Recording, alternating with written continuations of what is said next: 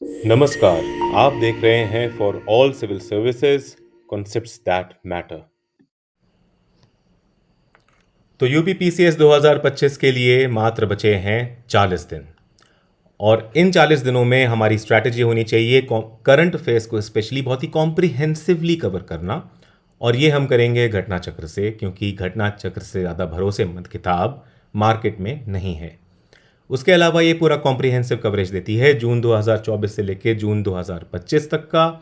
इसको अगले 15 दिनों में हम करेंगे कंप्लीट। और साथ में अगर इसमें कुछ कमी पेशी रह भी जाती है तो मैं रिस्पॉन्सिबिलिटी लेता हूँ अपने नोट्स से उसको कवर करने की, जो आप इस फर्स्ट वीडियो में समझ जाएंगे। पहले हम देखेंगे नेशनल अफेयर्स, इसके होंगे 2 से 3 पार्ट्स, और लाइकवाइज हम अगले 15 दिनों में सब पूरी घटना चक्र कॉम्प्रिहेंसिवली कवर कर लेंगे और उसके बाद उसका शॉर्ट रिविजन करेंगे। तो आइए देखते हैं पहली न्यूज़। त्रिपुरा डिक्लेयर हो चुका है फुल्ली लिटरेट स्टेट। ये थर्ड स्टेट है, याद रखिएगा, थर्ड स्टेट है डिक्लेयर होने वाला फुल्ली लिटरेट अंडर उल्लास नव शिक्षा साक्षरता कार्यक्रम। उल्लास नव शिक्षा साक्षरता कार्यक्रम के अंडर ये थर्ड स्टेट बना है। फर्स्ट स्टेट था मिजोरम और सेकंड था गोवा। ठीक है। उल्लास नव भारत साक्षरता कार्यक्रम को अंग्रेजी में न्यू इंडिया लिटरेसी प्रोग्राम भी कहते हैं, इसको आप ध्यान रखिएगा। तो इंडिया का परसूट है कि फुल लिटरेसी अचीव करेगा बाय 2030, और यही चीज़ एनविजन करी है नेशनल एजुकेशन पॉलिसी 2020 में। असल में फुली लिटरेट स्टेट बनने का एक नेशनली प्रिस्क्राइब्ड बेंचमार्क है। ये बेंचमार्क क्या है? 95% फंक्शनल लिटरेसी। 95% functional literacy. तो देख लीजिए कि असल में लिटरेसी जो होती है वो एक पर्सन एजेड 7 एंड अबव जो कि लिख सकता है, पढ़ सकता है और अंडरस्टैंड कर सकता है किसी भी लैंग्वेज में, वो लिटरेट होता है। Functional literacy on the other hand capacity होती है कि आप पढ़ पाएँ, लिख पाएँ और न्यूमरेसी स्किल्स के साथ आप इंगेज कर पाएँ उन सब एक्टिविटीज़ में जो आपकी कम्युनिटी और पर्सनल डेवलपमेंट में आपका साथ दे। तो ये होती है फंक्शनल लिटरेसी। तो हमने ये सब देख लिया है। अब हम एक इंपॉर्टेंट चीज़ और देखेंगे जो यहाँ नहीं दी हुई है, वो है कि उल्लास का फुल फॉर्म क्या है। उल्लास स्टैंड करता है for understanding life long learning for all in society. It is also known as new India literacy programme, जो हम ऑलरेडी देख चुके हैं। ये एक सेंट्रली स्पॉन्सर्ड इनिशिएटिव है और लाइन करता है नेशनल एजुकेशन पॉलिसी 2020 से। इसका एम है कि 15 साल और उससे ज़्यादा के आयु के ऐसे लोग जिन्होंने मिस करी है फॉर्मल स्कूलिंग, उनको इंटीग्रेट करे, हेल्प करे इंटीग्रेट करने में सोसाइटी में, और वो कंट्रीब्यूट कर सकें नेशनल ग्रोथ में। NILP या फिर उल्लास के अंडर एक नॉन लिटरेट पर्सन को लिटरेट कंसीडर किया जाता है अगर वो पास करता है इनका FLNAT का पेपर या test. FLNAT is foundation literacy and numeracy assessment test. इस उल्लास स्कीम की अवधि 2022 से 2027 तक की है। अगली न्यूज़ पे चलते हैं। 50 साल हो गए हैं इमरजेंसी को। अब ये कौन सी इमरजेंसी की बात हो रही है? 50 साल हो गए हैं थर्ड इमरजेंसी को। भारत में अब तक 3 इमरजेंसी लगी हैं। तो 1975 की जो इमरजेंसी थी वो थर्ड इमरजेंसी थी, उसके बाद से इमरजेंसी नहीं लगी है, नेशनल इमरजेंसी नहीं लगी है। तो ये उसी की बात करी जा रही है। देखिए पॉलिटी में भी वो फेमस केस है, इसको इलेक्शन केस कहते हैं। इंदिरा नेहरू गांधी वर्सेस श्री राज नारायण केस 1975 का, इसको इलेक्शन केस भी कहते हैं। और इस सबको पता होना चाहिए, इलाहाबाद हाई कोर्ट ने 1975 में जजमेंट दिया था कि प्राइम मिनिस्टर इंदिरा गांधी का जो इलेक्शन था 1971 का वो इनवैलिड है, क्योंकि इलेक्टोरल माल प्रैक्टिसेस उसमें जानी गई थी कि हुई हैं। इसके होने की वजह से इंदिरा गांधी जी ने नेशनल इमरजेंसी डिक्लेयर कर दी अनएथिकली। अब यहाँ पे आगे देखते हैं क्या हुआ। इमरजेंसी प्रोविजंस जो हैं ये आर्टिकल 352 में दिए हैं, कॉन्स्टिट्यूशन के पॉलिटी का पार्ट है, इसमें कोई दिक्कत नहीं है पढ़ने में, आप खुद देख लीजिएगा। Amendments related to emergency provisions 38th amendment है जो कि 1975 का है, 42nd अमेंडमेंट है 1976 का, 44th अमेंडमेंट है 1978 का। 38th अमेंडमेंट के हिसाब से प्रेसिडेंट इशू करता है emergency proclamation ground of war, external aggression, armed rebellion या फिर imminent danger thereof. 42nd amendment 1976 में प्रेसिडेंट को पावर दी गई थी to restrict emergencies affect to a specific region in India. 44th amendment ने काफ़ी कुछ सही किया था और उनमें से एक चीज़ ये थी कि उन्होंने रिप्लेस कर दिया फ्रेज इंटरनल डिस्टर्बेंस को आर्म्ड रिबेलियन से, ताकि इसका मिसयूज़ ना हो सके। संविधान हत्या दिवस 25 जून को मनाया जाता है। ये मनाया जाता है ऐसे लोगों को ऑनर करने के लिए जिन्होंने फेस किया है और स्ट्रगल किया है against the abuse of power, specially emergency में। ऑपरेशन सिंदूर नेक्स्ट खबर है। ये बहुत ज़रूरी खबर है, तारीख आपको याद रखनी है, 7 मई 2025। 7 मई 2025 को ऑपरेशन सिंदूर कंडक्ट किया था। लोकेशन बहुत इंपॉर्टेंट है, वो है POJK। इंडिया इसको POJK कहता है, पाकिस्तान ऑक्यूपाइड जम्मू एंड कश्मीर, जबकि ये पाकिस्तानी पंजाब का हिस्सा है। ये ऑपरेशन हुआ था in retaliation of Pahalgam terrorist attack, जो कि हुआ था 22 अप्रैल 2025 को। ये अटैक को क्लेम किया था दी रेजिस्टेंस फ्रंट ने, जिसको TRF कहते हैं। ये लिंक्ड है लश्कर-ए-तायबा से। विंग कमांडर व्योमिका सिंह और कर्नल सोफिया कुरैशी, इन दोनों का नाम आप याद रखेंगे क्योंकि इन्होंने इंडियन गवर्नमेंट की ब्रीफिंग करी थी मीडिया में कि क्या कुछ हुआ था ऑपरेशन में। ठीक है, यहाँ पर जो 9 लोकेशन दी हुई हैं आप चाहें तो पढ़ लें, इनकी कोई ज़रूरत अदरवाइज़ है नहीं, वो लोकेशन ही इंपॉर्टेंट थी, उन्होंने देख ली है। पाकिस्तान ने इंडिया के ऑपरेशन सिंदूर का रिटेलिएशन करते हुए 10 मई 2025 को ऑपरेशन बुनियान अल मार्सस ये चलाया। अब देख लेते हैं कि क्या की हाई प्रिसीजन वेपन्स हैं जो इंडिया ने यूज़ किए थे। एक है स्कैल्प क्रूज मिसाइल, जिसको हम स्टॉर्म शैडो भी कहते हैं। ये एक यूरोपियन कंपनी MBDA ने बनाया था। ठीक है, इसकी रेंज ओवर 500 किलोमीटर है और इसका लॉन्च प्लेटफॉर्म रफाले फाइटर जेट्स हैं। दूसरा है hammer precision guided bomb AASM। इसका मैन्युफैक्चर फ्रांस का सफरान इलेक्ट्रॉनिक्स है। ठीक है, हैमर का जो फुल फॉर्म है वो है highly agile modular munition extended range. ये एक smart precision guided air to ground weapon है। ध्यान रखेंगे, ये एयर टू ग्राउंड वेपन है। इसका भी लॉन्च प्लेटफॉर्म रफाले जेट ही है। इसकी रेंज आप याद रखिए 15 से 70 किलोमीटर है। ठीक है, फिर आते हैं लॉइटरिंग मुनिशंस या कामिकाजे ड्रोन। एक बात और ध्यान रखिएगा, यहाँ दे नहीं रखा है, स्विच ब्लेड भी कहते हैं इनको, स्विच ब्लेड, क्योंकि इनके पंख जो होते हैं वो ब्लेड की तरह अचानक से निकलते हैं, इसलिए इनको स्विच ब्लेड भी कहा जाता है कामिकाजे ड्रोन्स। एग्जाम्पल के लिए यहाँ नागस्त्रा 1 दे रखा है, जो कि बनाया था सोलर इंडस्ट्रीज़ ने। वॉरमेट सिस्टम्स, ये सब चीज़ें हैं जो बेसिकली आपको ये याद रखना है कि पहली बार इंडियन वॉरफेयर में इस तरह से किसी ऑपरेशन में ड्रोन्स को यूज़ किया था, सर्वेलेंस के लिए भी, इंटेलिजेंस के लिए भी और अटैक के लिए भी। ठीक है, तो ये आप याद रखेंगे, ये सब कुछ करा था। ब्रह्मोस सुपरसोनिक क्रूज मिसाइल भी यूज़ हुई थी। ये सुपरसोनिक क्रूज मिसाइल है, आपको याद रखना पड़ेगा। ये बनाई किसने है? ये जॉइंट वेंचर है इंडिया के DRDO का रशिया के NPO माशिनोस्त्रोयेनिया के साथ। ठीक है, लॉन्च प्लेटफॉर्म इसका आप याद रखेंगे 4 हैं, लैंड, सी, एयर और सबमरीन भी है, ये आप याद रखिएगा। इसकी रेंज पूछ ली जाती है और इसी में कन्फ्यूजन होता है, जो कि 290 किलोमीटर्स है। सुपरसोनिक स्पीड है इसकी, इसमें अगर दे देंगे 5 के अबव तो ऑब्वियसली वो गलत हो जाएगी। इसकी स्पीड मैक 2.823 है। ठीक है, तो अगर 5 के अबव आती है तो वो गलत हो जाएगी, या 1 के बिलो आती है तो भी गलत हो जाएगी, 2 के बिलो भी गलत हो जाएगी। S-400 ट्रायम्फ यूज़ हुआ था, इसको सुदर्शन चक्र कहते हैं। ये इंडिया का स्ट्रैटेजिक एयर डिफेंस शील्ड है। इसका मैन्युफैक्चरर है रशिया का अल्मा सेंट्रल डिज़ाइन ब्यूरो। तो आपको याद रखना है, रशिया इसका मैन्युफैक्चरर है S-400 ट्रायम्फ का। इसको सुदर्शन चक्र भी कहा जाता है। इसको आप कंफ्यूज नहीं करेंगे सुदर्शन चक्र मिशन से, क्योंकि सुदर्शन चक्र मिशन 15 अगस्त को प्रधानमंत्री मोदी ने लॉन्च किया था, अनाउंस किया था, और वो डिफरेंट है। उसके बारे में जो भी आपको इन्फॉर्मेशन चाहिए तो मेरा लेटेस्ट वीडियो है टॉप 15 गवर्नमेंट पॉलिसीज स्कीम्स वगैरह का, जो कि अभी अभी मैंने अपलोड करा है, वो आप जाकर मेरे चैनल पे देख सकते हैं। उसमें सारी इन्फॉर्मेशन है, 15 मिनट में 15 स्कीम्स और इनिशिएटिव्स की सारी इन्फॉर्मेशन मिल जाएगी, बहुत इंपॉर्टेंट है। तो ये है। ऊपर से मैं ये भी बता दूं, S-400 ट्रायम्फ रशिया का है। ये इस तरह से स्ट्रैटेजिकली डिफेंस करता है जैसे USA का पेट्रियट है।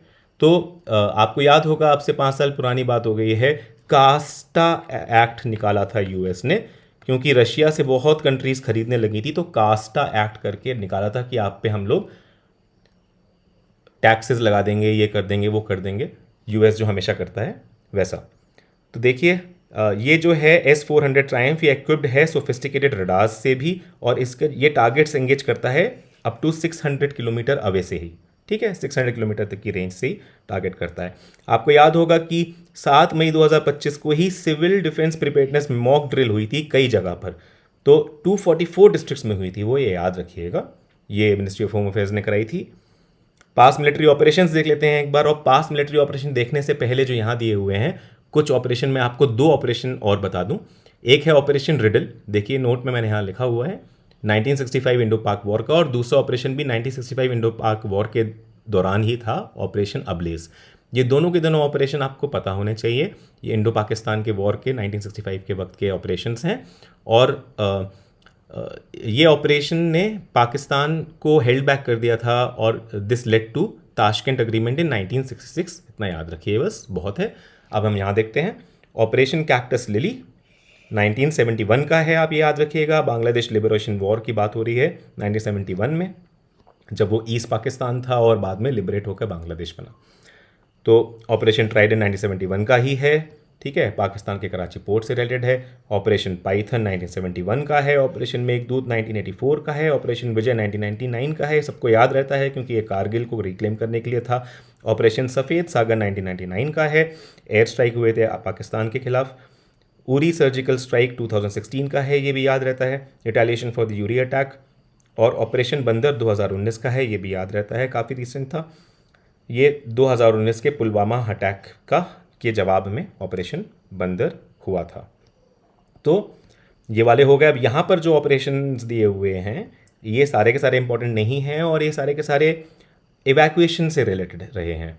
तो इसमें 2016 में हुआ संकट मोचन, आप थोड़ा सा याद रख लीजिएगा, साउथ सुदान से इवैक्यूएशन हुआ था। देवी शक्ति आप याद रखेंगे, अफगानिस्तान का था, 2021 का था। ईयर्स आपको याद रखने की वैसे ज़रूरत नहीं है, आप ये याद रखिए देवी शक्ति अफगानिस्तान का था। ऑपरेशन जो गंगा था वो यूक्रेन से स्टूडेंट्स का इवैक्यूएशन था, आप याद रखिएगा। और ऑपरेशन दोस्त टर्की और सीरिया में अर्थक्वेक आया था, तो वहाँ पे रेस्क्यू मिशन था ऑपरेशन दोस्त। ये 2023 का सबसे लेटेस्ट, आप ज़रूर याद रखिएगा, ऑपरेशन दोस्त, ठीक है। इंडिया ने 5 पॉइंट एक्शन प्लान था पहलगाम अटैक के रिटेलिएशन में इंडिया का। वो 5 पॉइंट देखने की ज़रूरत नहीं है, ऐसा कुछ खास नहीं है। इनमें 2 पॉइंट बहुत खास हैं। एक है suspension of Indus water treaty. मैं आपको बता दूं इंडस वाटर ट्रीटी 1960 में 1960 में वर्ल्ड बैंक ने ब्रोकर करी थी इंडिया और पाकिस्तान के बीच। इसमें एक क्लॉज है जो ये कहता है कि चाहे दोनों कंट्रीज़ में वॉर हो रहा हो, इस ट्रीटी का सस्पेंशन नहीं होगा। और 1960 के दशक से अगर हमारे बीच वॉर्स हुए भी हैं तब भी ये ट्रीटी इंटैक्ट रही है। लेकिन इंडिया ने हिस्ट्री रच दी है, क्योंकि अब इंडिया ने इसके रिटेलिएशन में इंडस वाटर ट्रीटी को यूनिलैटरली सस्पेंड कर दिया है। और ये इन्होंने किया है article 62 of Vienna convention, article 62 of Vienna convention के आधार पे, इसको आधार बनाते हुए ऐसा इंडिया ने किया है। तो इंडस वाटर ट्रीटी आपको याद रखनी है। क्लोजर करा है अट्टारी वाघा बॉर्डर पे चेक पोस्ट का, ठीक है। ये 2 ही पॉइंट इंपॉर्टेंट है, इसमें बाकी ऐसा कुछ भी नहीं है। इंडस वाटर ट्रीटी हमने देख लिया वर्ल्ड बैंक ब्रोकर की 1960 में। ये 2 रिवर तरह के रिवर सिस्टम्स को ऐसे कैटेगराइज करती है, जो 6 रिवर्स हमारी हैं या पंचनाद हैं उनमें, ईस्टर्न रिवर्स करके और वेस्टर्न रिवर्स करके। ईस्टर्न रिवर्स इंडिया के पास आ जाती हैं, वो भी अनरिस्ट्रिक्टेड यूज़ के साथ, वो हैं रवि ब्यास और सतलज।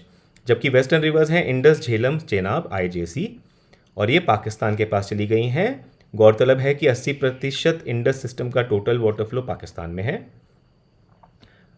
नॉन सस्पेंशन क्लॉज का मैंने आपको बता ही दिया है कि वॉर्स के दौरान भी ये सस्पेंड नहीं होती हैं। इंडिया ने सबसे पहली बार हिस्ट्री में सस्पेंशन किया है इसका, और आर्टिकल 62 ऑफ वियना कन्वेंशन के अंडर हुआ है। वक्फ अमेंडमेंट एक्ट 2025, ये एग्जाम पॉइंट ऑफ व्यू से बहुत ज़्यादा इंपॉर्टेंट तो नहीं है, इसमें क्या क्या इंपॉर्टेंट है मैं आपको बता देता हूँ। लेकिन मतलब वैसे भी एक ऑफिसर को वक्फ के बारे में पता होना चाहिए, उसका काम भी इनमें होता है, और अब तो और भी होगा क्योंकि अब आप उसके पार्ट हो जाएंगे इस अमेंडमेंट के बाद। वक्फ एक इस्लामिक लीगल कॉन्सेप्ट है जो रेफर करता है perpetual endowment made by Muslim for religious, pious और चैरिटेबल पर्पसेस, ठीक है। ये एक तरह का की रोल प्ले करता है कम्युनिटी वेलफेयर में, specially education, health care and spiritual life में। और आप समझ लीजिए कि एक बार कोई वकीफ़ मतलब एक डोनर होता है जो कि अपनी प्रॉपर्टी को वक्फ में डोनेट करता है। तो वक्फ में अगर डोनेट कर देता है, उसके बाद वो प्रॉपर्टी ना आप सेल कर सकते हैं, ना ट्रांसफ़र कर सकते हैं, ना गिफ्ट कर सकते हैं, ना इनहेरिट कर सकते हैं, ना मॉर्गेज कर सकते हैं। ऐसा माना जाता है कि उसकी ओनरशिप गॉड के पास है इटर्नली। ये वकीफ़ होता है डोनर, वक्फ बोर्ड और रेगुलेशन इंडिया में वक्फ एक्ट 1995 से रेगुलेट होते हैं, जहां जो कि एस्टैब्लिश करता है सेंट्रल वक्फ बोर्ड और स्टेट वक्फ बोर्ड्स। ठीक है। चैरिटेबल और रिलीजियस एंडोमेंट्स जो हैं वो कॉन्करेंट लिस्ट का हिस्सा है अंडर 7th शेड्यूल। ठीक है, ये आपको सब याद रखना है। अब सबसे इंपॉर्टेंट बात जो यहाँ पर है वो ये है कि इस वक्फ अमेंडमेंट एक्ट 2025 को रीनेम कर दिया गया है, इसको उम्मीद एक्ट बोल दिया गया है। तो अगर उम्मीद एक्ट पे क्वेश्चन आता है तो आप समझ जाइए कि वो वक्फ अमेंडमेंट एक्ट 2025 का क्वेश्चन है। यूनिफाइड, इसका मतलब है unified Waqf management empowerment efficiency and development act. ये एक्ट अलाउ करता है inclusion of non Muslims representative in both central and state Waqf boards. तो अब ये बहुत इंपॉर्टेंट पॉइंट है, अब नॉन मुस्लिम्स यहाँ रिप्रेजेंटेटिव्स यहाँ पर भी आ जाएंगे। और सही बात भी है, अगर ये वेलफेयर की चीज़ है तो इसमें क्या हिंदू क्या Muslim. Removal of waqf by user provisions, waqf by user का क्लॉज अब रिमूव हो गया है, क्योंकि ये डेजिग्नेट करता था ऐसी प्रॉपर्टीज़ जो लॉन्ग टर्म रिलीजियस यूज़ में होती थी, उनको वक्फ प्रॉपर्टीज़ की तरह डेजिग्नेट करता था। अब इसको रिमूव कर दिया है। ऐसे ही एबोलिशन कर दिया है सेक्शन 40 का, क्योंकि पहले ये यूनिलेटरल पावर देता था वक्फ बोर्ड को कि किसी भी प्रॉपर्टी को डिक्लेयर कर सके वक्फ लैंड, अब ऐसा नहीं कर सकता वो। अब इन्होंने क्या कर दिया है, नया प्रोविजन आया है कि अगर किसी प्रॉपर्टी को डिक्लेयर करना भी है आपको वक्फ की लैंड, तो कलेक्टर से ऊपर का ऑफिसर उस प्रॉपर्टी को इंस्पेक्ट करेगा और डिक्लेयर करेगा। ठीक है, तो इसका मतलब कि वक्फ ट्राइब्यूनल को भी उन्होंने रिप्लेस कर दिया है। उसका एक प्रोविजन ये भी है, जहाँ लिखा हुआ है आगे क्लियर डिस्टिंक्शन बिटवीन ट्रस्ट और वक्फ। ये बहुत इंपॉर्टेंट है कि इन्होंने क्लियरली डिस्टिंक्ट कर दिया है ट्रस्ट और वक्फ को। अगर आपका ट्रस्ट है तो वो ट्रस्ट है, वो वक्फ में फॉल नहीं करेगा। एंश्योर इनहेरिटेंस, ये सबसे इंपॉर्टेंट इसमें ये है कि एक सोशल सिक्योरिटी नेट यहाँ पर आ जाता है कि कोई भी बंदा अपनी अगर लैंड वक्फ को डोनेट करता है वकीफ बन के, तो उससे पहले ये दिखाना चाहिए कि इनहेरिटेंस उसका मतलब उसके डिपेंडेंट्स कौन कौन हैं, क्या उनके पीछे उनके बच्चे भी हैं, उनकी वाइफ भी हैं, या दूसरे एजेड पेरेंट्स भी हैं, वो सब देखना चाहिए। तो इसलिए यहाँ पर स्पेशल सेफ गार्ड दिए हैं, specially for widows, divorce women and orphan. ये सही होगा अगर ऑप्शन में आता है तो। Protection of tribal and scheduled areas, ठीक है, तो हमको पता है शेड्यूल 5 शेड्यूल 6 में होते हैं, तो वो भी यहाँ पर ट्राइबल लैंड वगैरह के राइट्स को करते हुए उसको भी प्रोटेक्ट करने का यहाँ प्रोविज़न है कि वहाँ पर वक्फ की लैंड नहीं आएगी, क्रिएशन नहीं होगा। Security of government land claims, ये मैंने आपको बता दिया है कि एक ऑफिसर सीनियर टू का कलेक्टर होगा जो करेगा, और इसलिए यहाँ पे न्यू डिस्प्यूट रेजोल्यूशन मैकेनिज्म भी आ गई है, क्योंकि यह सीनियर गवर्नमेंट ऑफिशियल ही रिप्लेस करेगा वक्फ ट्राइब्यूनल अथॉरिटी को। ठीक है। Mandatory contribution of institutions to the वक्फ बोर्ड को रिड्यूस कर दिया। अब देखिए ये बहुत इंपॉर्टेंट है, ये क्वेश्चन पूछा भी जा सकता है, आखिरी के दोनों इंपॉर्टेंट हैं पॉइंट्स, कि मैंडेटरी कंट्रीब्यूशन पहले 7% था और अब उसको रिड्यूस करके 5% कर दिया है। ये डोनेशन होता था, ये कंट्रीब्यूशन होता था वक्फ बोर्ड पे, अब इसको रिड्यूस कर दिया है, तो अब वक्फ के पास ज़्यादा मतलब 95% तक का उनका बचेगा, तो वो वेलफेयर में लगा सकते हैं ज़्यादा से ज़्यादा पैसा। खैर, ऑडिट होगा इनकम का इनकी, अगर इनकी सालाना इनकम एक्सीड करती है 1 लाख तो गवर्नमेंट मैंडेटेड ऑडिट होगा। ठीक है। अब आते हैं अगली खबर, जो कि बहुत लैंडमार्क जजमेंट है, बहुत इंपॉर्टेंट है, कि digital access as a fundamental right, supreme court का लैंडमार्क जजमेंट है किस यहाँ पर, कि अब ये आर्टिकल 21 के under right to digital access fundamental right है। ठीक है। ये जजमेंट ओरिजिनेट करता है 2 PIL से, एक है Pragya Prasoon versus union of India 2024 की, और दूसरी है Amar Jain versus union of India 2025 की। ये आप याद रखेंगे दोनों ही PIL के नाम कि किससे रिलेटेड हैं, ये digital access as a fundamental right से रिलेटेड है। ठीक है। अब देखिए, supreme court emphasise that in the modern era access to essential services like governance, education, health care and economic opportunities is increasingly mediated through digital platforms. Right to life under Article 21 must be reinterpreted to include the right to digital access.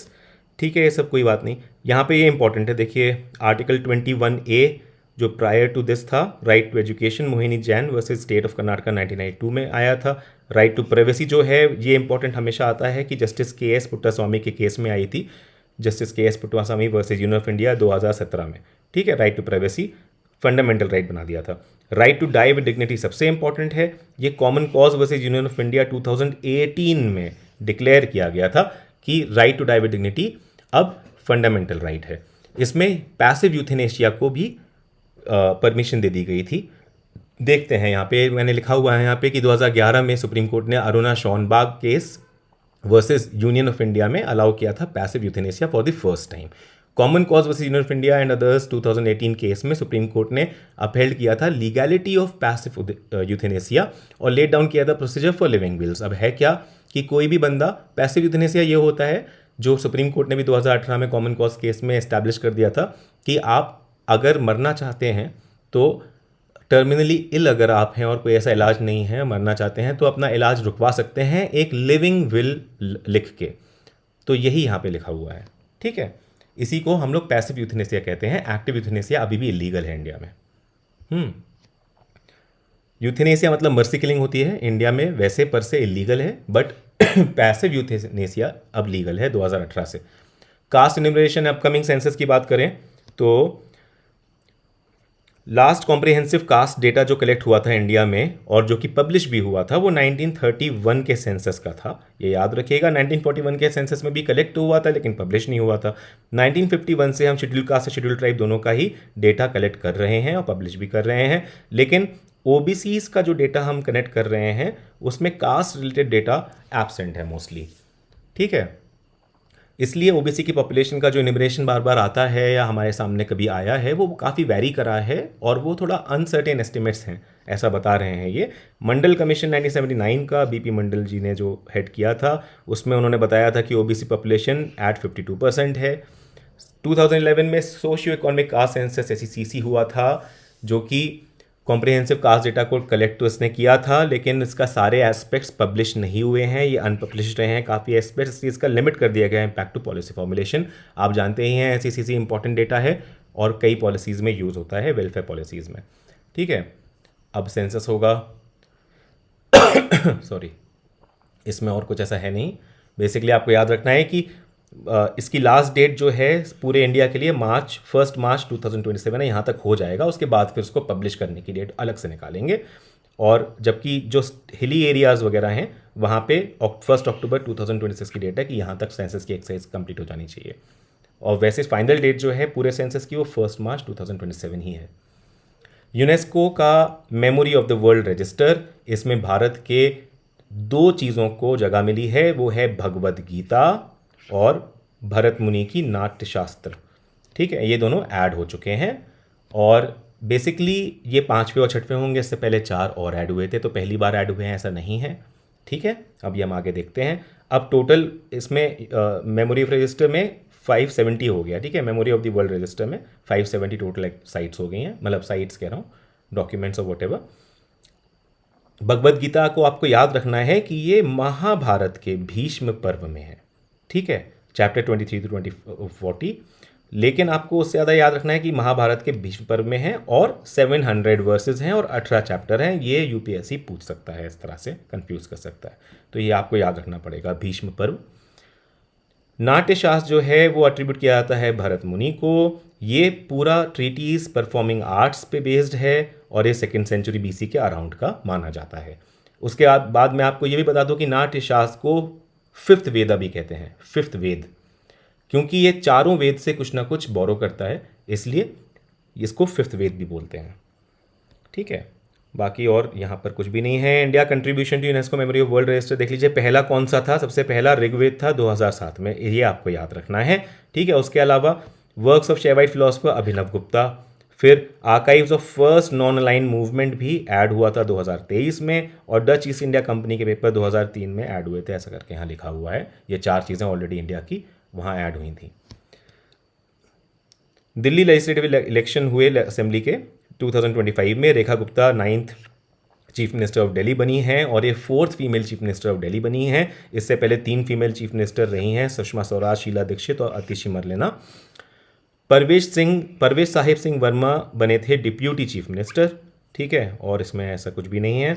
Assembly elections of Haryana और जम्मू कश्मीर में देखें तो जब जम्मू कश्मीर की बात करेंगे तो national conference, यहाँ पे इंडिया अलायंस को सबसे ज़्यादा वोट मिले थे। नेशनल कॉन्फ्रेंस के उमर अब्दुल्ला जी बने थे यहाँ चीफ मिनिस्टर और सुरेंद्र कुमार चौधरी बने थे डिप्यूटी चीफ मिनिस्टर, ठीक है। हरियाणा में नयाब सिंह सैनी चीफ मिनिस्टर की शपथ ली थी, बीजेपी के हैं।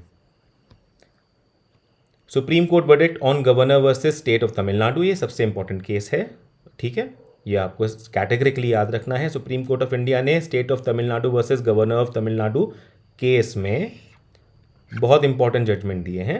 Governor must act on state bills in a time bound manner बोला है इन्होंने। एड और advice of council of minister के ऊपर इनको ऐड करना पड़ेगा एज पर आर्टिकल 200, ठीक है, एज पर आर्टिकल 200 विदाउट इंडिपेंडेंट डिस्क्रिशन, उनका इंडिपेंडेंट डिस्क्रिशन नहीं होगा, ठीक है।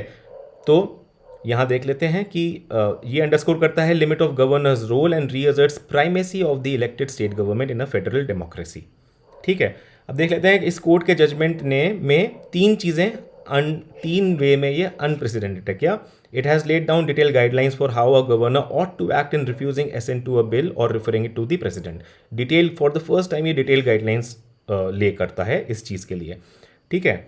Secondly, it has exercise powers under article 142। Supreme court ने आर्टिकल 142 में एक्सरसाइज करी है अपनी पावर ये सब कुछ बनाने के लिए, ठीक है। हम देख लेंगे आर्टिकल 142 हमेशा से बहुत इंपॉर्टेंट रहा है, कुछ अच्छा करने के लिए सोसाइटी में इस तरह से इंटरफेयर करता है सुप्रीम कोर्ट।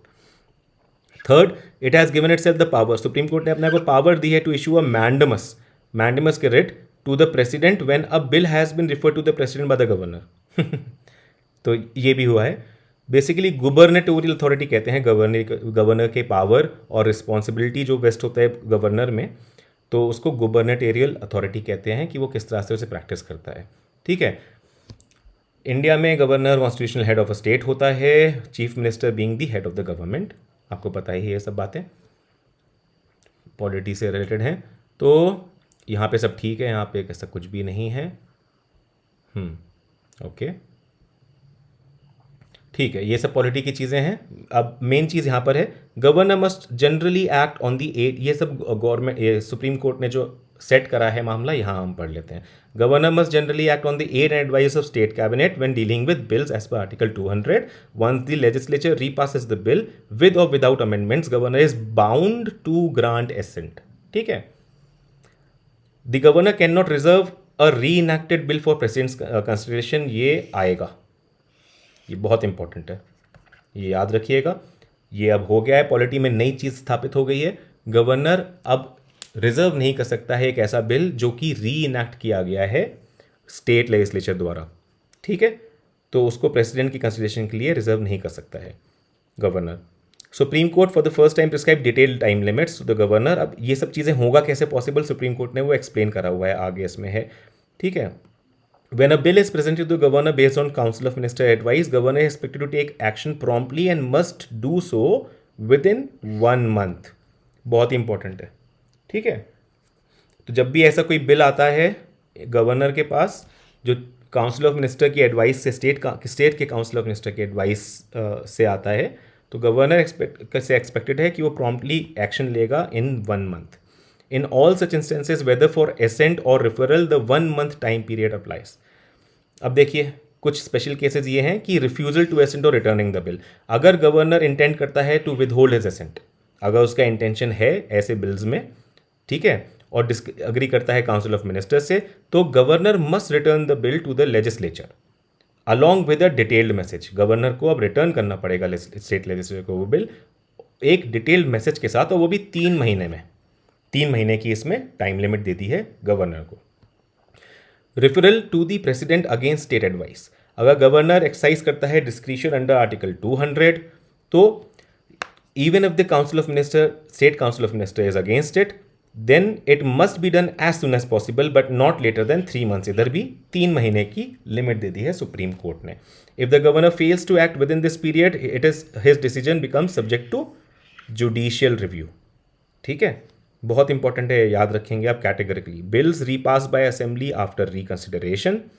अब देखिए होता क्या है, आपको पता है ये पॉलिटी में किस तरह से गवर्नर जब सहमत नहीं होता है काउंसिल ऑफ मिनिस्टर के डिसीजन से उस बिल पे, तो उसको वापस से भेज देता है, और अब भेजना ही पड़ेगा उसके लिए। यहाँ एक समय सीमा भी तय कर दी गई है जो कि 3 महीना है, ठीक है, और 3 महीने में उसको वापस भेजना पड़ेगा स्टेट लेजिस्लेटिव असेंबली को। स्टेट लेजिस्लेटिव असेंबली चाहे उसमें कुछ चेंज करे या ना करे, लेकिन अगर उसको बात करके सब री इनैक्ट करती है और वापस गवर्नर के पास जाता है, तो पहली चीज़ तो ये है कि ऐसा बिल गवर्नर प्रेसिडेंट की असेंट के लिए नहीं रख सकता, प्रेसिडेंट की एसेंट के लिए रिजर्व नहीं कर सकता। और दूसरी चीज़ ये है कि अब यहां पर जो लिखा हुआ है, governor is constitutionally bound to grant assent to it, उसके ग्रांट देना ही पड़ेगा और ऐसा उसको करना पड़ेगा विद इन 1 मंथ। और अगर वो ऐसा नहीं करेगा तो क्या हो जाएगा, कंटेम्प्ट ऑफ कोर्ट। ये आपको कैटेगरिकली याद रखना है, बहुत ज़्यादा इंपॉर्टेंट है। फिर को सुप्रीम कोर्ट ने करा है इन्वोक, ये सब कुछ करा है बाय इन्वोकिंग आर्टिकल 142 जो कि कंप्लीट जस्टिस की बात करता है। ठीक है, पॉलिटी में आपको ये सब पता ही है। नेक्स्ट न्यूज़ बहुत इंपॉर्टेंट है, महाकुंभ 2025 प्रयागराज की 13 जनवरी को शुरू हुआ था 2025 और 26 फरवरी तक चला था। ये हर 12 साल में ऑर्गेनाइज होता है और वो भी सीक्वेंशली 4 मेजर साइट्स पे इस तरह से बढ़ता है, पहले प्रयागराज, फिर हरिद्वार, फिर उज्जैन और फाइनली नासिक। ठीक है, और फिर वापस लौट के ये साइकिल रिपीट होगी। की हाईलाइट देखते हैं, इनॉग्रेट हुआ था ये 13 जनवरी 2025 को ऑन पौष पूर्णिमा। ठीक है, पहला शाही स्नान मकर संक्रांति पे हुआ था 14 जनवरी, सेकंड शाही स्नान हुआ था मौनी अमावस्या पे, थर्ड शाही स्नान हुआ था बसंत पंचमी पे जो कि 3 फरवरी की थी।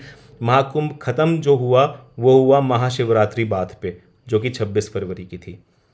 ठीक है, 3 वर्ल्ड रिकॉर्ड यहाँ पर स्थापित करे गए हैं। पहला गिनीज ऑफ वर्ल्ड रिकॉर्ड था गंगा क्लीनिंग का, आप ध्यान रखिएगा, गंगा क्लीनिंग का पहला था।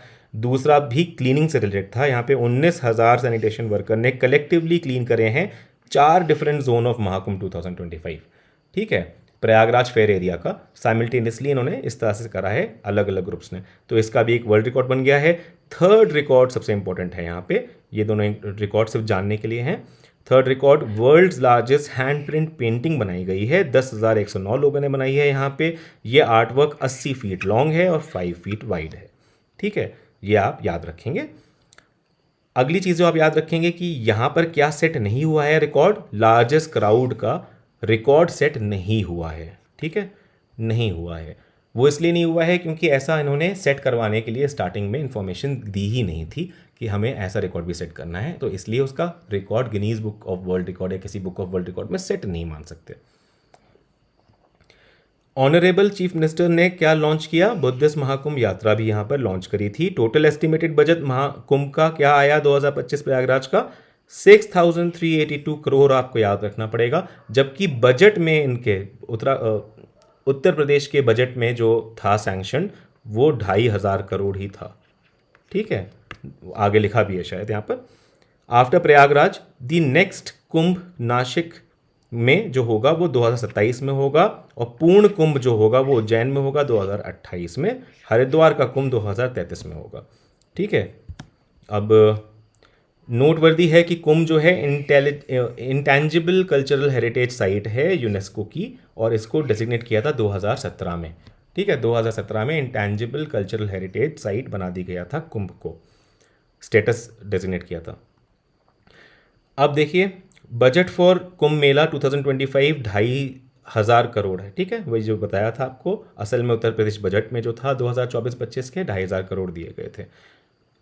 कुंभ मेला 2025 का लोगो में अमृत कलश है, लॉर्ड हनुमान जी का भी इमेज है, एक सियर है, एक अर्न है और अक्षयवत ट्री है। ये सब शोकेस करते हैं confluence of nature and humanity in a Sanatan civilisation.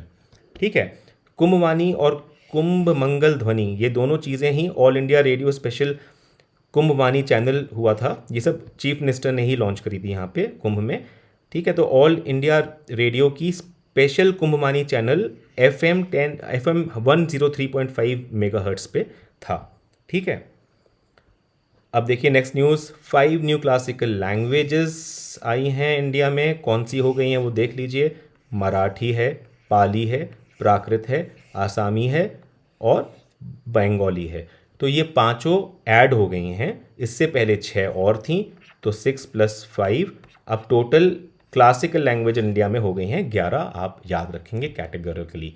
ठीक है, इसका एक क्राइटेरिया होता है वो देख लेते हैं, उस क्राइटेरिया में कुछ अमेंडमेंट किया है, उसके बाद ये पांचों के पांचों ऐड कर दी हैं।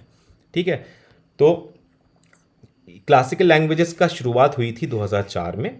इसका क्राइटेरिया था कि हाई एंटिक्विटी होनी चाहिए, इसके अर्ली टेक्स्ट और रिकॉर्डेड हिस्ट्री ओवर 1,000 ईयर्स। ठीक है, बॉडी ऑफ एंशियंट लिटरेचर या टेक्स्ट होना चाहिए और literary tradition must be original, कहीं से बोरोड नहीं होना चाहिए। ठीक है, एक लिंग्विस्टिक एक्सपर्ट्स कमेटी बनाते हैं जो कि मिनिस्ट्री ऑफ कल्चर बनाता है अंडर साहित्य अकादमी। साहित्य अकादमी इसको हेड करता है कमेटी को, और ये कमेटी डिसाइड करती है कि कौन सी लैंग्वेज क्लासिकल लैंग्वेज होगी। तो देखिए, सबसे पहली क्लासिकल लैंग्वेज जो थी वो तमिल थी, 2004 में था। उसके बाद संस्कृत आई, फिर तेलुगु, फिर कन्नड़, फिर मलयालम और फाइनली ओडिया। ओडिया 2014 की लेटेस्ट थी। उसके बाद 5 अब जाके ऐड हुई हैं। ठीक है, तो ये उससे पहले की ओरिजिनल 6 हैं जो पुराने रूल के अंडर थी। अब जो कि नए रूल में ना इन्होंने 2 चीज़ें ऐड करी हैं, वो देख लेते हैं, बहुत इंपॉर्टेंट है। लिंग्विस्टिक एक्सपर्ट्स कमेटी, साहित्य अकादमी पता है हमें, रिवाइज करती है criteria. A body of ancient, ये तो वही है। यहाँ से देखिए, knowledge text specially prose text in addition to poetry, epigraphical and inscriptional evidence. अब ये एपिग्राफिकल और इंस्क्रिप्शनल एविडेंस को मानते हुए prose text in addition to poetry को भी नॉलेज टेक्स्ट माना गया है। ठीक है, फिर classical languages and literature could be distinct from its current form और could be discontinuous with later forms of its offshoots. ठीक है, तो इसलिए अब ये 5 लैंग्वेजेस यहाँ पर ऐड कर दी गई हैं। COP29 हुआ था UNFCCC का बाकू अज़रबैजान में, जहाँ बाकू डिक्लेरेशन भी आया था। ये नवंबर 2024 में हुआ था। ठीक है, न्यू कलेक्टिव क्वांटिफाइड गोल NCQG यहाँ पे हुए थे। ये कहता है कि हम ट्रिपल करेंगे क्लाइमेट फाइनेंस को फॉर डेवलपिंग कंट्रीज। कितना हो जाएगा? अभी $100 बिलियन है, तो ये $300 बिलियन हो जाएगा एनुअली बाय 2035। ये आपको याद रखना है।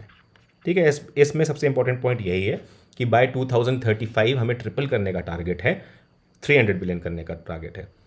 ठीक है, इसमें फाइनलाइज करी गई है mechanism for carbon markets under the Paris agreement. Paris agreement में ये 2 आर्टिकल्स आपको याद रखने हैं, आर्टिकल 6.2, आर्टिकल 6.4।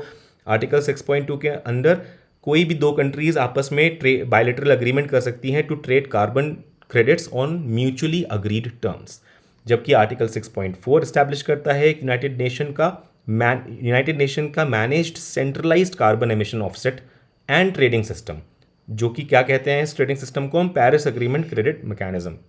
ठीक है, COP29 declaration on reducing methane from organic waste हुआ था। ये US, जर्मनी, UK, UAE इस टाइप की कंट्रीज ने किया था। इंडिया इसका सिग्नेटरी नहीं है, आपको ये याद रखना है, इंडिया इसका सिग्नेटरी नहीं है। ठीक है, declaration reducing methane and organic waste. और वैसे भी क्यों होगा, सबसे ज़्यादा गाय और राइस की खेती से जो मीथेन निकलता है, सब हमेशा से वो रहे हैं न्यूज़ में कि इंडिया इसकी वजह से कभी भी मीथेन के रिडक्शन को नहीं कर सकता है। Baku Harmonia climate initiative for farmers, ये एक और इम्पॉर्टेंट पॉइंट है।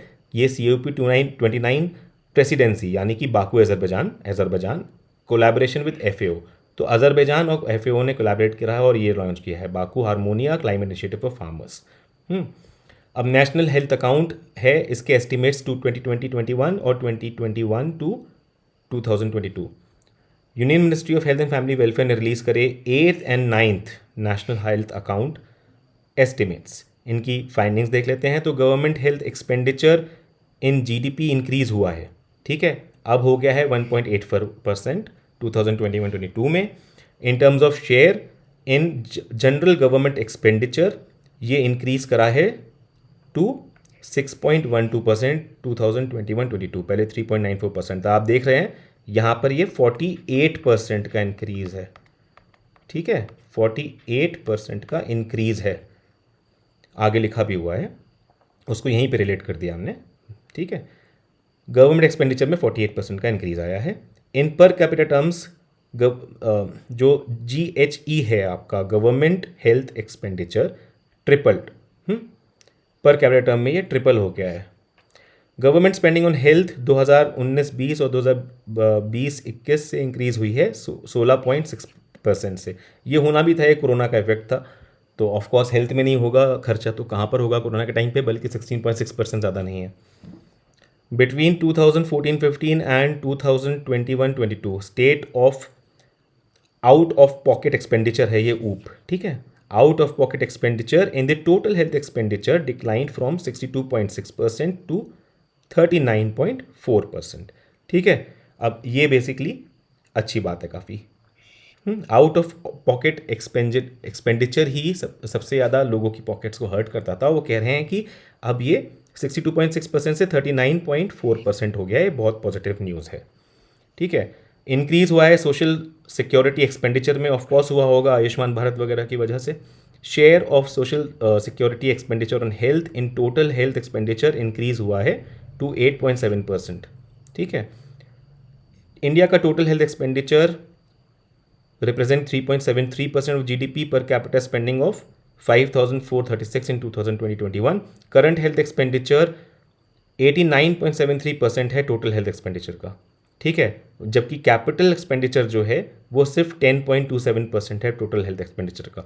तो आपको ये चीज़ स्पेशली याद रखनी पड़ेगी कि कैपिटल एक्सपेंडिचर हमारा कितना कम है, 11% भी नहीं है, 10.5% भी नहीं है, 10.27% है टोटल हेल्थ एक्सपेंडिचर का।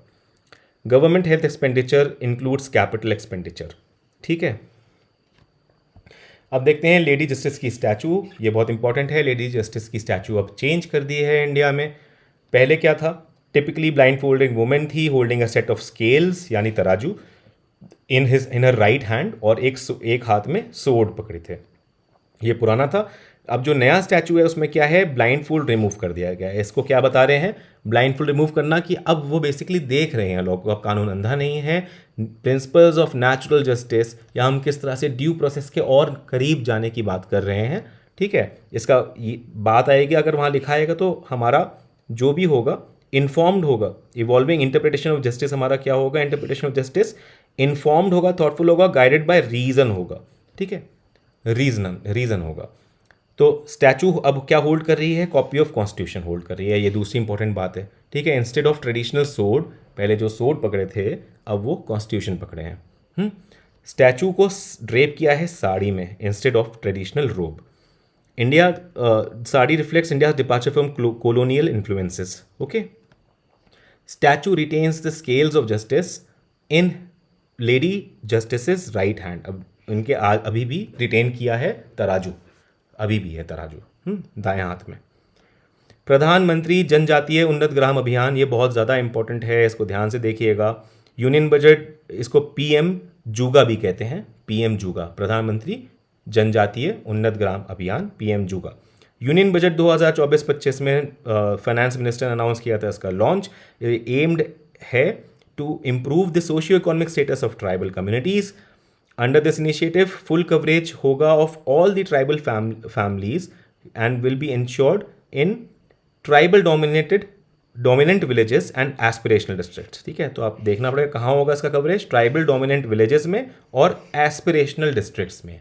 ठीक है, नीति आयोग का जो एस्पिरेशनल डिस्ट्रिक्ट्स हैं। 63,000 villages will be included benefiting 50 million tribal people. की फैक्ट देख लेते हैं, टोटल आउटले कितना है इसमें, याद रखना पड़ेगा आपको, 79,156 करोड़ इसका टोटल आउटले है। ठीक है, सेंट्रल शेयर इसमें 56,333 है और स्टेट का शेयर 22,823 करोड़ है। ये याद रखने की ज़रूरत आपको वैसे है नहीं, आपको सिर्फ ये याद रखना है कि टोटल आउटले 79,156 करोड़ है। कैंपेन कवर करेगा 549 डिस्ट्रिक्ट्स, ये आप याद रखेंगे, और 30 स्टेट्स एंड यूनियन टेरिटरीज। ये आप कैटेगरिकली याद रखें कि 30 है, ये 31 या 32 नहीं है। ठीक है, क्योंकि आपको अगर पता होगा तो आदि कर्मयोगी अभियान भी 15 अगस्त को लॉन्च हो चुका है, और ये बहुत ज़्यादा इम्पॉर्टेंट अभियान है। और इसके बारे में अगर आपको इन्फॉर्मेशन चाहिए तो वही जो मैंने आपको बताया कि मेरा जो लेटेस्ट वीडियो है अगस्त में चर्चा में रही 15 सबसे इम्पॉर्टेंट गवर्नमेंट की स्कीम्स, इनिशिएटिव्स, पॉलिसीज़ का, वो देख लीजिएगा। 15 मिनट में 15 स्कीम्स कवर्ड हैं, उनमें आदि कर्मयोगी अभियान भी है, और बहुत इंटरेस्टिंग और बहुत जल्दी आपको सब समझ में आ जाएगा। 25 प्रोग्राम्स इंप्लीमेंटेड बाय 17, इसके अंडर क्या है, 25 प्रोग्राम्स हैं और 17 लाइन मिनिस्ट्रीज इनको इंप्लीमेंट करेंगी। मिनिस्ट्री ऑफ टूरिज्म प्रमोट करेगा 1000 होम स्टेज अंडर स्वदेश दर्शन स्कीम। इसी के अंडर, पीएम जुगा के under, ministry of tourism 1000 home stay करेगा स्वदेश दर्शन स्कीम के अंडर, इसी से एसोसिएटेड हो गए। अक्टूबर 2024 में पीएम जुगा को नोटिफाई क्या कर दिया, एज डीयू जुगा। डीयू जुगा मतलब धरती आभा जनजातीय ग्राम उत्कर्ष अभियान। इसको एक तरह से रीनेमिंग हो गई है, पीएम जुगा की रीनेमिंग हो गई है। अब पीएम जुगा 2 अक्टूबर 2024 से DU जुगा हो गया है। ठीक है, आपको याद रखना है कि ये 2 अक्टूबर 2024 से हुआ है, 15 नवंबर से नहीं हुआ है। मैं ऐसा क्यों बोल रहा हूँ, इस न्यूज़ को पढ़ने के बाद आपको अपने आप पता चल जाएगा, क्योंकि मैं इसमें अपने नोट्स भी ऐड कर रहा हूँ। ठीक है, जो आपको तुरंत बताऊंगा अभी। खैर, धरती आभा जनजातीय ग्राम उत्कर्ष अभियान, ये DA जुगा जो है, धरती आभा, ये यू गलत लिखा है, DA होगा, DA जुगा।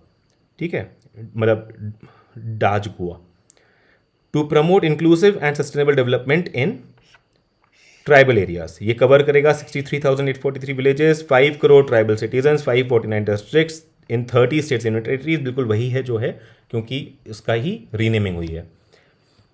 ठीक है, तो डाज गोवा places special emphasis on tribal majority region है, एस्पिरेशनल ब्लॉक्स, बिल्कुल वही बात है अभी भी। ठीक है, वहाँ पर एस्पिरेशनल डिस्ट्रिक्ट्स थी, यहाँ पे किसकी बात हो रही है, बस आपको याद रखना है, एस्पिरेशनल ब्लॉक्स की बात हो रही है। ठीक है, ये ब्रिज करेगा critical development gaps in social infrastructure, health, education, livelihood, a total of 25 target interventions by 17 line ministries. बिल्कुल वही है जो पहले था। ठीक है, कुछ नहीं। अब हम आते हैं अपने नोट पे, जो कि बहुत ज़्यादा इंपॉर्टेंट हो जाएगा आपके लिए। ये नोट, इसकी बात करेंगे अब हम। देखिए,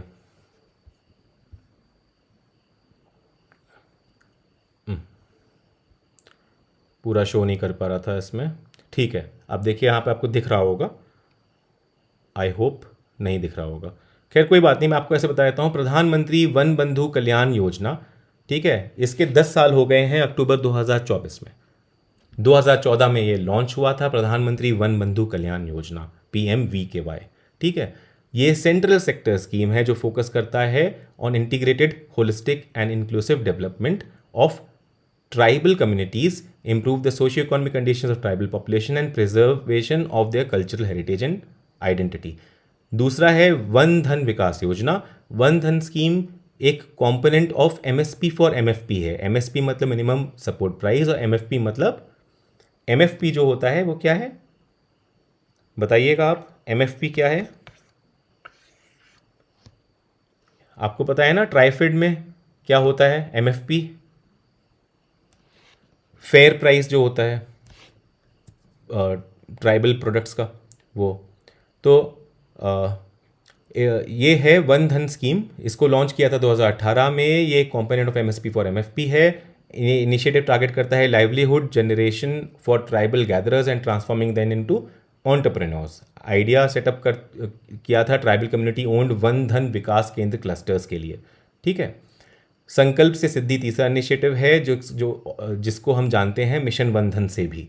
मिशन वन धन, बल्कि हम लोगों ने PM जनमन में भी बात करी थी कि हम मिशन वन धन के अंतर्गत PM जनमन में करेंगे। ये सब इंटीग्रेटेड हैं। आगे जितने भी स्कीम है, अभी PM जुगा में भी मिशन वन धन के अंडर हम इस तरह से भी सब एक्ट करेंगे, बहुत कुछ करेंगे। बल्कि किसी दूसरे मिशन के तहत हम वहाँ हाउसिंग भी प्रोवाइड करेंगे, जल भी प्रोवाइड करेंगे, PVTGs को भी और अदर ट्राइबल्स को भी। इस तरह की सब चीज़ें हैं। ठीक है, तो 2021 में लॉन्च हुआ था मिशन वन धन। 15 नवंबर, फोर्थ पॉइंट देखते हैं, तो 15 नवंबर को जनजातीय गौरव दिवस बनाया जाता है। ये 2021 में ऐसा हमने डिसीजन लिया था, हर साल बनाएंगे। और इसको हम बनाते हैं to commemorate the brave tribal freedom fighter as a part of the year long celebrations of 75 years of India's independence. अब आपको दिख रहा होगा पॉइंट फोर्थ से। तो 15 नवंबर also marks the birth anniversary of Birsa Munda. ये आपको याद रखना पड़ेगा, 15 नवंबर बिरसा मुंडा जी की बर्थ एनिवर्सरी है। नरेंद्र मोदी जी भी बार बार इनको भगवान बिरसा मुंडा कह के बुलाते हैं। इनको इनके फॉलोअर्स भी भगवान ही कह के बुलाते थे। और बल्कि धरती आभा भी बिरसा मुंडा को ही बोलते हैं, हम आगे खुद देखेंगे, नोट में लिखा हुआ है। और झारखंड का फाउंडेशन डे भी 15 नवंबर ही है। ठीक है, और इसके अलावा हमने 15 नवंबर 2024 से 15 नवंबर 2025 तक जनजातीय गौरव वर्ष बनाने की भी हमने ये प्रण लिया है कि ये ईयर क्या है, जनजातीय गौरव वर्ष। इसलिए यहाँ पे मैंने नोट तैयार करा है, बहुत इंपॉर्टेंट होगा। ठीक है, तो बिरसा मुंडा के बारे में नोट देखते हैं। बिरसा मुंडा इन्फ्लुएंस थे वैष्णविज्म से और आनंद पांडरे से, जो कि एक मुंशी थे। और उसके बाद फिर इनका अपना स्पिरिचुअल सेक्ट इन्होंने इस्टेब्लिश किया था इनके साथ। तो वो क्या था, बिरसैत सेक्ट। क्या कहते हैं, Birsait sect. It is regarded, he is regarded as god या भगवान। और धरती आभा, धरती आभा मतलब father of the earth by his followers.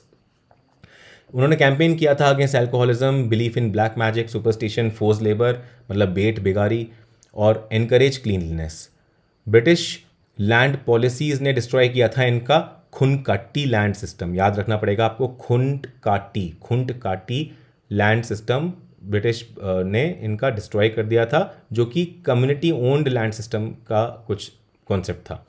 तो ज़मींदार और ठेकेदार ने यहाँ पे फिर एक्सप्लॉइट करना शुरू किया था ट्राइबल्स को, और बॉन्डेड लेबर्स वगैरह करना शुरू कर दिया था। ठीक है, तो बिरसा मुंडा ने स्टार्ट किया था एक ग्रेट रिबेलियन शुरू किया था, और वो उसको कहते हैं उलगुलान। ये क्वेश्चन कई बार आ चुका है। ठीक है, ग्रेट रिबेलियन उलगुलान कहते हैं। और उन्होंने स्लोगन दिया था, let the queen's rule end and our rule begin. Birsa Munda की डेथ हो गई थी कोलरा की वजह से 1900 में, 1900 में। और 1908 में छोटा नागपुर टेनेंसी एक्ट पास कर दी थी ब्रिटिश ने, जिसने बैन कर दिया land transfer from tribal to non tribal, recognize किया उनका खुंटकट्टी राइट्स ट्राइबल्स के, और बैन कर दिया बेट बेगारी या फोर्स लेबर। तो यहाँ पे 1908 में जाके इन सब की हो गई जीत, और क्रेडिट जाता है बिरसा मुंडा जी को। ठीक है, 15 नवंबर 2024, ये हमने बता ही दिया आपको कि जनजातीय गौरव वर्ष के तौर पे मनाया जा रहा है ये साल। जनजातीय सांस्कृतिक समागम 2025 महाकुंभ में प्रयागराज में हुआ था। ठीक है, 15,000 से भी ज़्यादा ट्राइबल्स ने अटेंड किया था ये। ठीक है, महाकुंभ में, ये बहुत इंपॉर्टेंट है, यहाँ दे नहीं रखा है, जनजाति सांस्कृतिक संगमम 2025 महाकुंभ में। 2023 में प्रधानमंत्री जनजाति आदिवासी न्याय महाअभियान या फिर पीएम जनमन स्कीम लॉन्च हुई थी, जो कि एम करती है अपलिफ्टिंग पीवीटीजीज, पीवीटी मतलब पर्टिकुलरली वनरेबल ट्राइबल ग्रुप्स, और and to bring tribal communities into the mainstream. Note देख लेते हैं कि 1973 में देबार कमीशन ने प्रिमिटिव ट्राइबल ग्रुप का ये कैटेगरी लाए थे, देबार कमीशन। ये क्वेश्चन आ जाता है, आपको याद रखना पड़ेगा। 1973 का देबार कमीशन है जो पीवीटीजी से रिलेटेड। ठीक है, तो इन्होंने पीटीजीज का कॉन्सेप्ट इंट्रोड्यूस किया था, प्रिमिटिव ट्राइबल ग्रुप्स, और इसी पीटीजी को इन्होंने आगे 2006 में गवर्नमेंट ने रीनेम कर दिया पीवीटीजी। ठीक है, इंडिया में आज 75 पीवीटीजी कम्युनिटीज़ हैं, जो कि 18 स्टेट और यूनियन टेरिटरीज में हैं। सबसे ज़्यादा नंबर ऑफ पीवीटीजीज हैं ओडिशा में, उसके बाद आंध्र प्रदेश में है, इतना आप याद रखिएगा। थर्ड और फोर्थ बिहार झारखंड है, फिफ्थ मध्य प्रदेश। पहले दो आप याद रखिए, ओडिशा और आंध्र प्रदेश, तो गलती नहीं होगी। जून 2025 में मिनिस्ट्री ऑफ ट्राइबल, ये बहुत ज़्यादा इंपॉर्टेंट है, यहाँ नहीं दिया हुआ है, DAGA डाजा। तो बेसिकली अभी हमने क्या पढ़ा, अभी हमने पीएम जूगा पढ़ा। ठीक है, और हमने उसका वो पढ़ दिया, क्या कहते हैं इसको, डाजगुआ, है ना। इसका रीनेम जो कर दिया, धरती आबा जनजातीय ग्राम उत्कर्ष अभियान, डाजगुआ भी हमने पढ़ा। तो अब हम यहाँ पे अगर देखेंगे तो जून 2025 में क्या हुआ था, मिनिस्ट्री ऑफ ट्राइबल अफेयर्स ने लॉन्च किया था धरती आबा जन भागीदारी अभियान, यानी डाजा जन भागीदारी अभियान। ये largest ever tribal empowerment campaign है, reaching over 1 lakh tribal villages across 31 states और union territories, including 207 PVTG districts. It also supports key initiatives like PM Janman and Dharti Aba जनजातीय ग्राम उत्कर्ष अभियान, यानी डाजगुआ। ये दोनों को सपोर्ट करता है। तो ये था इंपॉर्टेंट इसमें। अब हम आएंगे आगे अगली स्कीम पे, जो है PM Svanidhi scheme. Central government ने ऑर्गेनाइज किया है एक इवेंट रिसेंटली नहीं तब किया था, उत्कृष्टता की ओर बढ़ते कदम, सेलिब्रेटिंग अचीवमेंट इंस्पायरिंग एक्सीलेंस, उत्कृष्टता की ओर बढ़ते कदम, to felicitate best performance under PM street vendors Atmanirbhar Nidhi या पीएम स्वनिधि योजना। इसके अंडर ये हुआ उत्कृष्टता की ओर बढ़ते कदम इन्होंने करा था। ठीक है, तो पीएम स्वनिधि एंड दीनदयाल अंत्योदय योजना के अंडर, दीनदयाल या NULM, national urban livelihood mission, ये हुआ था जुलाई 2024 में। इसको ऑर्गेनाइज किया था महुआ या ministry of housing and urban affairs ने। ठीक है, तो बेसिकली की हाईलाइट्स देखेंगे। इन अवार्ड्स को जो देते हैं यहाँ पर इसके अंडर, उनको कहते हैं हम प्रेज अवार्ड्स। इसका फुल फॉर्म है performance recognition for access to financial inclusion and street vendors empowerment. तो प्रेज रिवॉर्ड किससे रिलेटेड है? ठीक है, स्वनिधि स्कीम से रिलेटेड है, और ये अवार्ड पीएम स्वनिधि। अब हम देख लेते हैं, इसमें बेसिकली बहुत ज़्यादा इंपॉर्टेंट चीज़ें ऐसी कुछ खास है नहीं। लार्ज स्टेट्स में फर्स्ट है मध्य प्रदेश, स्मॉल स्टेट्स में लद्दाख है, और हिली स्टेट्स में आसाम है फर्स्ट, और special award for outstanding performance Maharashtra को मिली है। ठीक है, लार्ज स्टेट्स में बेस्ट परफॉर्मिंग स्टेट्स इनोवेशन और बेस्ट प्रैक्टिसेस की बात करें तो लास्ट स्टेट में मध्य प्रदेश है, ठीक है। और अगर बेस्ट परफॉर्मिंग यूएलबी की बात करें तो लोन परफॉर्मेंस में, तो मेगा और मिलियन प्लस सिटीज़ में म्यूनिसिपल कॉर्पोरेशन ऑफ दिल्ली है और मेजर पॉपुलेशन वाली सिटीज़ में उज्जैन म्यूनिसिपल कॉर्पोरेशन है। ये आपको याद रखना है यहाँ पे। अब ये है इम्पॉर्टेंट, ये अगर आ सकता है तो आएगा। बेस्ट परफॉर्मिंग यूएलबीज क्या है? यूएलबी जानते हैं ना आप, urban local bodies, urban local bodies. तो ये कौन सी हैं? ये अचीवमेंट इन स्वनिधि से समृद्धि स्कीम मतलब अवार्ड जो है इसमें मिला है। मेगा और मिलियन प्लस सिटीज़ में जिनकी पॉपुलेशन 10 लाख से अबव है उसमें फर्स्ट है वाराणसी म्यूनिसिपल कॉर्पोरेशन, वाराणसी उत्तर प्रदेश, ठीक है। और मेजर सिटीज़ जिनकी पॉपुलेशन 1 to 10 लाख है उसमें फर्स्ट है झांसी म्यूनिसिपल कॉर्पोरेशन, ठीक है। तो ये आपको याद रखने पड़ेंगे दोनों। अब आते हैं अगला, लोकसभा इलेक्शन 2024। प्रधानमंत्री नरेंद्र मोदी ने स्वाइन इन किया था as India's prime minister. 72 council of ministers थे, टोटल ऑफ 7 विमेन मिनिस्टर्स थी यहाँ पे, जिसमें 2 कैबिनेट मिनिस्टर थी विमेन और 5 मिनिस्टर ऑफ स्टेट थी जो विमेन थी। 30 अदर कैबिनेट मिनिस्टर्स थे। PM Narendra Modi is only the second Indian leader to win a third consecutive term after country's first prime minister Jawaharlal Nehru. General election 2024 was the second longest polling exercise that lasted 44 days। आपको याद रखना पड़ेगा, general election of 2024 second longest polling exercise थी, first नहीं थी, ठीक है। ये आप याद रखेंगे, फर्स्ट नहीं थी अगर ऐसा आ जाए स्टेटमेंट तो।